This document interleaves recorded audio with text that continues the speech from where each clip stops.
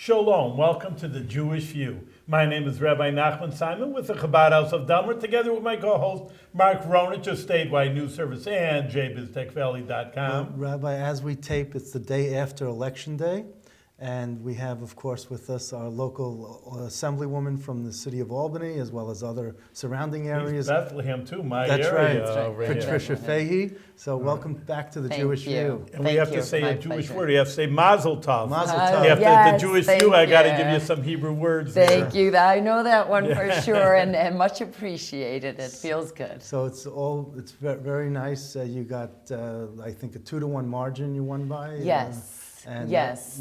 So that yes. was a we worked hard. hard-fought race. Worked Absolutely, hard. don't take anything for granted. I've learned that lesson long ago, and we worked hard, and I'm very appreciative. Good. And it seems like the Assembly is still staying in Democratic control. Yes. I don't think there was any chance of it not. Yes. Were you surprised by any of the outcomes in the elections? Well, a number of them. I think in many ways it was a tough night nationally and even statewide for Democrats. So you want to, I've already spent a lot of time reflecting, and I'll be spending a lot more. But what are your thoughts as you reflect? The thoughts are, I think we need to get back to basics. I'm very big about talking about some of the fundamentals. When I ran a couple of years ago, I think jobs were an issue then because we were still coming out of the recession. The Great Recession that really began in 2008, 2009, and I think we're still coming out of it. And I think jobs, well, we've done much better, especially here in the capital region. We probably have one of the strongest economies in the state, and the state as a whole is doing better than most other states nationally. But even with that, even with those strengths, there is still that fragileness on jobs and on job security. And I think that's some of it that's playing in here. I think education nationally and across the state, I think there's been some real concerns. As you know, I often say I think we're over-testing the students, and we didn't implement the Common Core. That was not well handled at all by the State Department of Education. And you were an Albany school board member for a while, so it should be noted. Yes, and my kids are still in the public schools, so you see that, you hear that. Lots of teachers in the 109th, lots of educators. So those kind of issues, even nationally, I think there's been some backlash that something's not right, something's off. What about the Proposition 3 that talked about that school bond act with the computers and smart schools? I'll be honest, that was one of my surprises. I was not quite sure that would go. It was not something I was pushing hard, I'll be honest, because I had some mixed feelings about it. I supported it, but at the time when I supported it, I said, wow, if I were to name the top 10 things needed in education, this is not one of the top 10 you hear about from educators, and certainly there was the poll done a few months ago by WMHT that it put it way down in the polling. And plus, it passed. When you borrow that much money, by the time these computers and others become obsolete, you're still paying for this. So through the 30-year bond that they're going to take for this. Yes, I think the security issue, it allows school districts to upgrade for security. That is very important to a number of schools, especially schools that, we know that we can never do enough these days to make sure we are safe with entrances and having cameras everywhere. It also allows schools to spend money to expand pre-K. We know how popular that is. We know how much it works.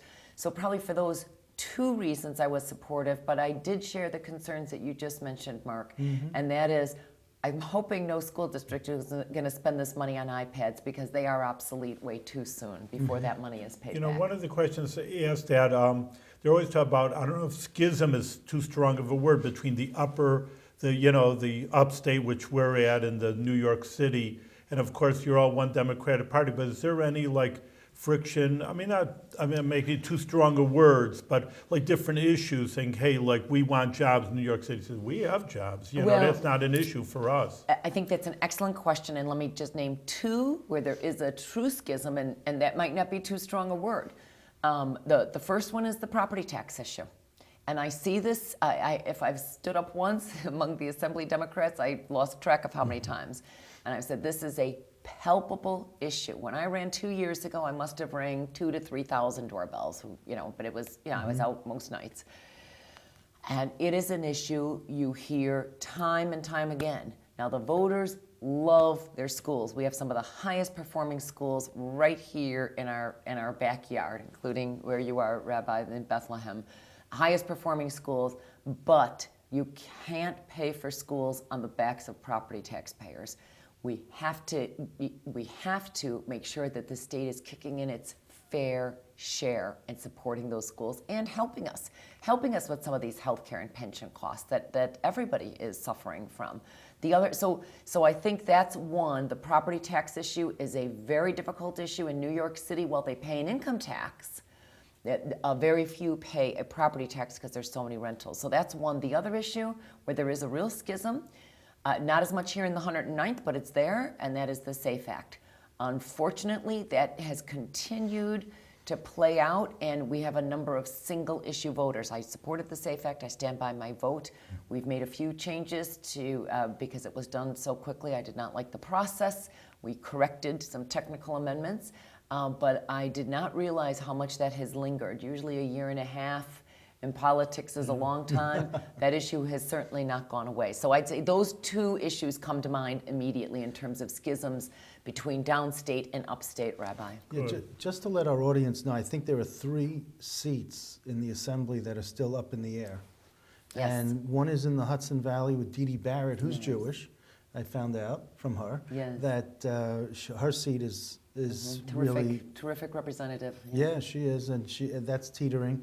Ed Hennessy on Long Island, he's a Democrat, and he defeated Dean Murray, who's a Republican, 2 years ago, and now Dean Murray and him are locked in a battle over and then we have one in the North Country, I think Addie Russell is also locked in a tight battle. Yes, and that's one that really made me think of the SAFE Act today. Certainly, I know it played out in small parts of my district, but I'm fortunate. I have mostly an urban, suburban with only small parts of a rural, but in the rural parts of my district, I'd say with Addie Russell, the SAFE Act certainly played out there, and along with other issues. And there was, I think, one seat that turned over from Democrat to Republican, and one seat that turned Republican to Democrat. So I think I think it's an even net.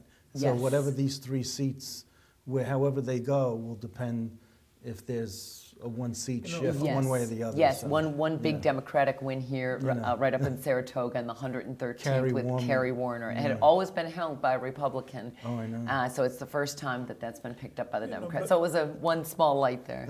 Once, like Mark is saying, is known that the Assembly is heavily Democratic, with our good friend Sheldon Silver is the Speaker, but now the Senate is Republican, and it's always interesting. I mean, how much do you work with them? I guess you have to, to get a bill passed. And is that going to, using the word schism, again, you have a Democratic Assembly and a Republican Senate. How is that going to work out? I think it's going to be more challenging, especially the reports I was reading today, is that the Republicans did so well yesterday in the state Senate that they may not need the IDC, which is the Independent Democratic Caucus. And that was, those are Democrats that had decided to join up with the Republican minority 2 years ago. So if they don't even need those independent Democrats or the IDC this time, again, that's an if. Well, but that's what we're hearing. That could make it even more challenging. I'll work with anybody. I've worked with a number of members, a number of Republican members, and had great success last year with moving a few bills. Crime one, an environmental one didn't move, but I had I had the committee chair of the environmental committee sponsoring it in the Senate.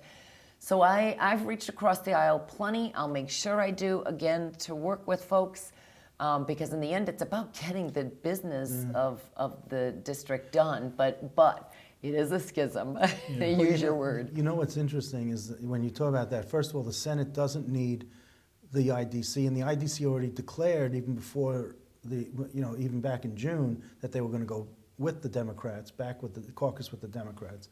But Simcha Felder, who's a Democrat, will be caucusing with the Republicans again. So it's going to be 33 on the Republican conference and 30 on the Democratic conference. Okay. So Things that's can still change, can't they, Mark? What? I mean, once these independent Democrats see, hey, the majority, No. okay, I'll join with you guys. not likely, because Really? then it All looks right. like they went back on their word, that Right. they went back on an agreement they had. There was some hedging, with though, the- Mark, the other day. There was a little bit of hedging. I think this might play out a little bit Yeah. more. It's hard to. I can't imagine that the Republicans would even Right. embrace them. Well, right. That's what I was Even- saying earlier. They may not need them at this point. Well, aside from, you always need another vote. You always Yeah, need that's another, true. you know, That's you true. never want to take anything for granted. You like that cushion. But, you know, so that if there's a close vote, you can release the Republican members, you know, they don't have to vote, you know, lockstep with the party. But, you know, you still want to have a good relationship. But I don't think they can give chairmanships. I don't think they can give out chairmanships. There's too many Republicans now Yes. that are going to be battling for leadership positions and committee chairmanships and the like. So Yes. I think the Senate has their own set of issues, but because you're in the Assembly, I wanted to talk to you about more of the Assembly issues. Sure, yes. I mean, I think there are more women now in the Assembly than ever before. I think, you know, you increased your ranks amongst the women. I don't have the final numbers, but I agree. I know there were a number downstate that were picked up that Yeah. had been men holding So, it. Yes. well, I mean, Alan Maisel's seat went to a woman, and other, Inez Barron, her husband Charles Barron, got the seat, so that canceled each other Oh, out. that did cancel, yes, Yeah, that good luck did. with Charles Barron, by the way. And, but there was some other changes from, like Bob Sweeney's seat went to Kimberly Jean-Pierre, Yes, yeah, no, there were And- few members. and there were, let's see, William Boylan's seat went to Latrice Walker. Yes, who I know from a previous life, from my work at Department of Labor. Yes, Oh, wow. just ran into her a few weeks ago. She's going to be a terrific new member. But at the same time, Guillermo Linares is coming back to the Assembly. He was Okay. there before you got there, and now he's coming back. Rebecca Seawright is replacing Micah Kellner. Yes, another woman. Yeah, that'll Right. be another pickup. Yeah, And very then encouraging. the Annie Rabbit seat is still up for grabs in Orange County. Oh, I didn't know That's that. very close, within a few votes, yeah. So that's I mean, is another. there- And then there's- Dennis Gabrzak's seat in Western New York went to Angela Wozniak. Okay. Oh, then But there are she's a number of women. Republican. Okay. So that switched from D to R. Yeah, no, that's interesting. But So- I think, Mark, isn't that a national trend? I mean, we've had many guests on, and, you know, they say even in law schools, you know, we were talking about, there's, I think, a majority of women, we were saying Well, that you know are what, in when you law start with so school. few women, everything is an increase. Yes. And I think that's where they were starting from. Yeah. So, you know, there really weren't that many women to begin with, just like Jewish members. There weren't that many. Now there are significant numbers of Jewish members. But are you, the Women's Equality Act is what I was trying to get at. You know, do you think that has any more of a chance in the Senate, or is that like DOA? And what can you do, looking in your crystal ball, to try to make it work on that last 10th plank? I think there's going to be some tough conversations on that. I often say you don't enter nor do you stay in politics if you're not optimistic. So I always try to be optimistic on issues. But I think that has been a very difficult one. Clearly, we've been at an impasse.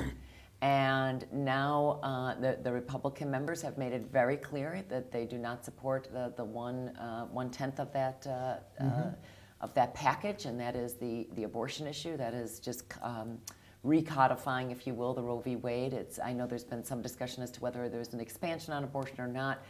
I believe there is not, that it is just a change in changing it from the criminal code, where it is in state law right now, and putting it in the health code. Oh. So there are some changes there, but I would say last night did not make it any easier to Okay. move those 10 points. So I don't know where we go on that. I No. really don't know. There are going to have to be the women in the Assembly. There have been about 30 or so of us have been caucusing on that a number of times to try to come up with some options. I think we will re-caucus again, but I don't see how last night made it any easier. When you caucus, when the women, there is a women's caucus. There is a women's caucus. Does it embrace both Republican and Democrat members? There are two different ones. There's ones that does, and then there's another. One that well, doesn't. there was only one woman from the Republican caucus that had been. There was only one woman from the Republican side, from the minority. that was a pro-choice woman, and that is Janet Dupree from the North Country, who I think will be back. Right, but is there any? Does it matter? Do you have to be pro-choice to be part of the women's caucus? I think the one I'm referring to is the pro-choice one. There's a pro-choice women's caucus, yeah. And then there's a women's caucus which embraces both Republican and Democrat members? I actually get confused with all the names, Okay. but I know Janet has met with us as the lone woman Republican that is a pro-choice woman. So, Okay. but I think if more have been elected, you just mentioned another one or two women coming in from the Republican side, and certainly if choice is an issue, then I'm sure people will, if she is a pro-choice woman, I'm sure folks would be welcome to help on the 10 points. Part of the reason I ask this is because the Black Puerto Rican Asian Caucus does not really embrace Republican minorities. And I've seen that with Pete Lopez, and I've seen that with other Republican minority members. Phil Ramos, I believe, is maybe anyway. There's Phil Ramos is Democrat. Yeah. There are a couple of other Republicans that weren't embraced by the caucus. So I was just curious if this is a caucus that was open to both sides or not, but that's a side point. Okay, let me just, your crystal ball, what's your focus going into your sophomore year as an assemblywoman? Well, every issue I look at, I often say, I go right back to my fundamentals, and that is education and jobs. Okay. Because whether you're looking at healthcare, whether you're looking at housing, whether you're looking at the environment, I try to look at it through the lens of how does this help the local economy? How does this help grow jobs? What is this in terms of long-term economic development? So for instance, when we are investing in education, as you know, for 5 years there, during the recession, we saw billions of dollars come out of education funds. It was a serious problem. We've had tens of thousands of educators laid off across the state. In the last 2 years, we finally had more funding to fill in that gap, what they called the Gap Elimination Act. But as I look at that, that's an investment in bettering the economy, the better we educate our students. I look at it the same with the environment. If we can make the investments we need in the environment, those are green jobs, whether it's solar or wind or other sustainable energy sources. Those are green jobs, often they're entry-level jobs, and they're jobs that can't be exported. Those are jobs that we can grow here and grow the economy. So I try to look through that lens of how can we also make sure that it's good for the economy and good for the lens. That said, in addition to the jobs and education, one other big one for me in next session will be this J.P. Morgan bank settlement, which came out of the housing crisis. So there's a real interest in putting it's expected to be about $4 billion. That's real money in New York State. And it's going to go to the New York State coffers? To the New York State, yes, it is. It is in the general fund, that the Attorney money. General, doesn't a portion go to the Attorney? I'm sure something will be given, but I think the governor has already staked a claim on those monies, and the legislature, I'm hoping, will have a very strong voice. I have a laser beam focus on it, quite frankly, and I want to make sure that that money is going into environmental issues and the pieces that are going into housing, because again, it came out of the housing crisis. Right. I want to make sure it's for retrofitting and weatherization of housing. In other words, jobs and what's better for the environment, but still tied to housing. But I'd also like to see it kick up some after-school funding, things that we know help working parents with after-school, the crisis of after-school care, as well as knowing that those are the enrichment type programs that can really make a difference in students' lives. So I have a little bit of a list, and then the other thing, of course, is we know local municipalities are really hurting. So the infrastructure needs, we still have wastewater runoff when we have a large rainfall here, right into the Hudson River. It's hard to believe it's 2014 and we still allow the sewer overflow into the Hudson River. So we need some infrastructure investments, and so I have a little bit of a list on that $4 billion. I'm working on an op-ed on that, but I've got a real focus on it and hope that we can make some investments with it. And I understand there may be more than that as well. So while it came out of a crisis. And we already have a $4 billion budget surplus. Thought it was 2, but I'm not one to argue because I know it's changed a Mark little. And found if it's another 4, $2 billion. if you found another $2 billion, I'll be thrilled. I'll be thrilled. And Who am I to argue? We had Barbara Zarin from the president of OMC, and she said it could be $6 billion.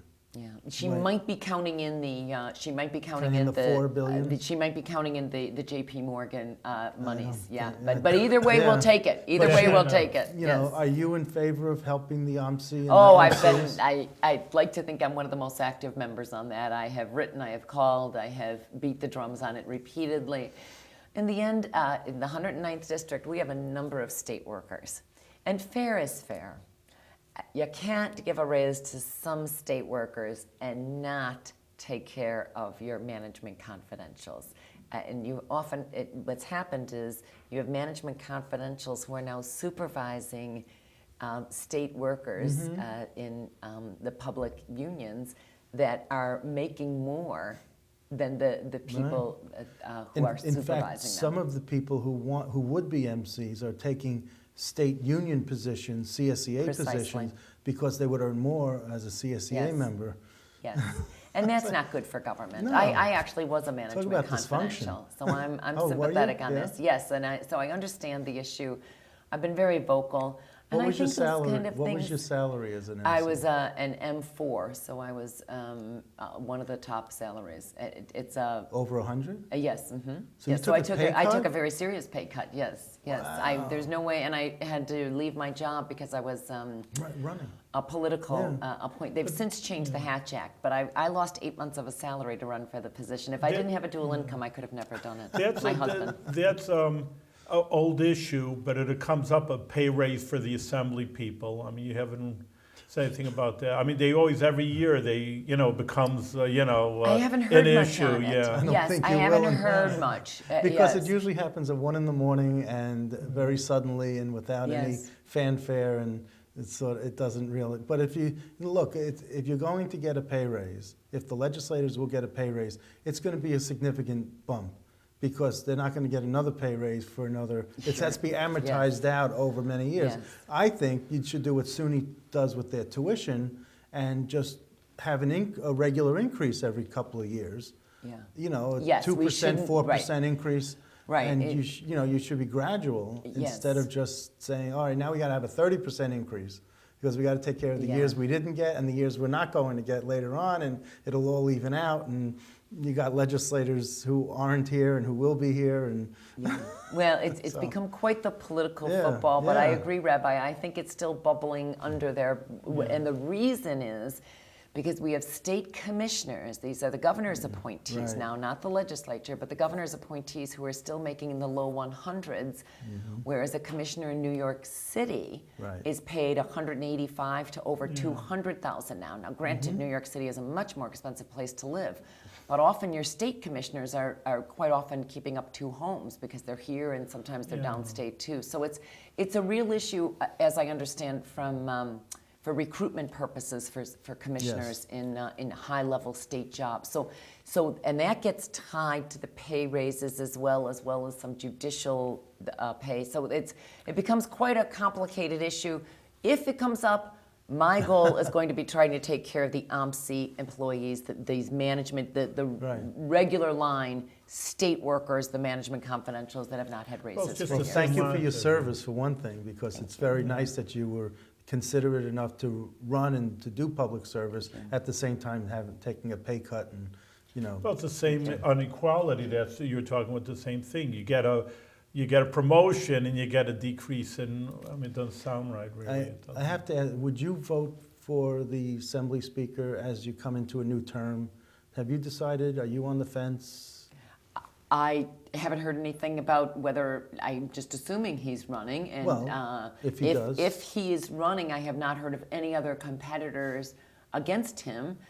So at this point, I don't expect any change. Oh, okay. Yeah, and I've had a good working relationship with the speaker. Because if he gets elected Speaker, he's going to then be, over the next 2 years, be the longest tenured Speaker. True, that's right. He will be eclipsing Oswald D. Heck, who was from Schenectady and was a Republican, and who was the longest tenured Good Assembly history. Speaker. So now the Sheldon Silver will be the longest tenured. I've had a good working relationship, and Talking I haven't heard of anybody running against him. Talking about different, like now you're, I don't know how to call you a senior member, and I don't want to call you a senior. Sophomore member, Yeah, I know. Sophomore, maybe. But just whatever, just things change. I mean, can you now, I mean, a little seniority, there's so many new people. That's right. You're moving up in the I license plate I'm just numbers, saying, yeah. does that happen? Hey, I have a few years behind me. I'd like another committee or a better committee chairman. Is that how it works? Yes, there is some of that, but because I have I'm a member of such a large class, there were 17 Democrats that came in 2012, sworn in 2013, of course. So I'm such a large class, I don't see us getting any subcommittees or task forces at this point because there's just too many of us. We've lost one since then, unfortunately, a woman as well due to an indictment, Gabriella Rosa, which is unfortunate. But so I don't see a big change, but there is a shuffling of committees. We've had so many members leave. Yeah. So I could go back, and I will go back and look. I'm very pleased with a number of the committees I sit on, such as the environmental one, the higher education, children and families.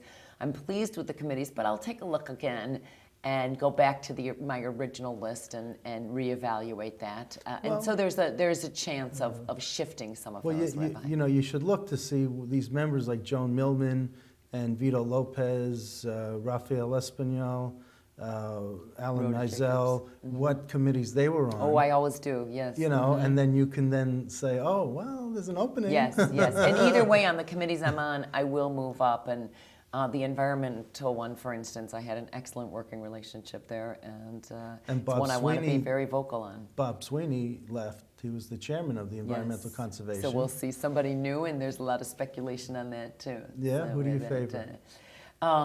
I've heard a few different names, and of course I have no say in those decisions. Come on, Dish.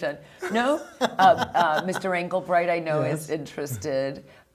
There's been some speculation on Deborah Glick, and Brian Kavanaugh is somebody, he's more of a junior member though, so I think that's probably less likely, but he's very active on the issues. And honestly, I have terrific working relationships with all three. All three have terrific track records, but it could be somebody out of left field as well. I mean, you really, because there's so many moving parts on other committees, that it could make for some really shuffling. And if for instance, you see that, then it could free up another committee as well. I want to see that big board that the Speaker's office uses to I marvel shuffle at everyone it. around. I don't quite understand how it happens, but I'm very impressed is all I can say. And they do the same for parking and the same for seats in the assembly, where we sit. And yes, there's a lot of reshuffling, but it's all good. To the Speaker? Yes, absolutely. Call. It's up to the Speaker, up to, but he calls in the members and says, where would you like, what committees would you like? Or he sends out a form and you put down what committees you like. Yes. And then his people take those suggestions, and then it's his final determination, and then you get a call and says, these are the committees you're on. Yeah, it can take months sometimes, and there's another new large class coming in. It's not as big as the one I came in with, but it's a big one. Yeah, it is. It's a very big one, and why did it take months? Does in January you have to start work? You would think. Maybe I shouldn't say. Well, no, it took months. Yeah. I think it was over a month and a half. It was, I think, early March. Maybe it was late February when we had our assignments. Just because for everybody they move, and they have to add, and then they have to check back with the seniority, and so it's quite a reshuffling. Yeah. We'll know the chairs relatively early on, unless there's a big shakeup, but I don't anticipate that. But the members that have the real seniority, I think it is a conversation. Yes. Because obviously he wants somebody to want to be on those committees, and I think sometimes the Speaker, I've heard, tries to also encourage a member to try something new, or to take on something they want. I think he tries to have some real strength on those committees, because there's some very important committees with lots of education. Kathy Nolan, who's done a very good job. That was 2 years of nonstop, intense legislation there to fix. And I know you're chomping at the bit to get on that committee. I figured I've made myself noticed and made myself heard even without being on the committee. So at one time I begged and begged. I may not at this point. I may just from outside still continue to work on it. Let me ask you, in the final minute that we had, just quickly, is there an unwritten rule amongst the Capital District delegation that there's a 20-year term limit that you impose on yourself? I'm thrilled to have survived two. I'm just asking. I mean, No, it seems no. like it seems like this area and Neil Breslin is at 18 years. This is his, next term would make him 20 Would years. make it 20. So I'm just wondering if Senator Breslin might be interested in leaving, and if you were interested in moving up to the Senate. Oh, that's the ink is not dry on yesterday's election. We'll leave it at this, and the next time you come on, we'll continue this fascinating episode of the Jewish View. Yes, but no unwritten rule that I know of on the 20 years. Thanks. Assemblyman Fahy, thank you very much for being on Jewish View. Again, Mazel Tov again for re-election. And like Mark says, we're going to check in with you to see how everything is working down at the Assembly. Absolutely, Great to see you. Thank Thank you. you. Okay, bye now.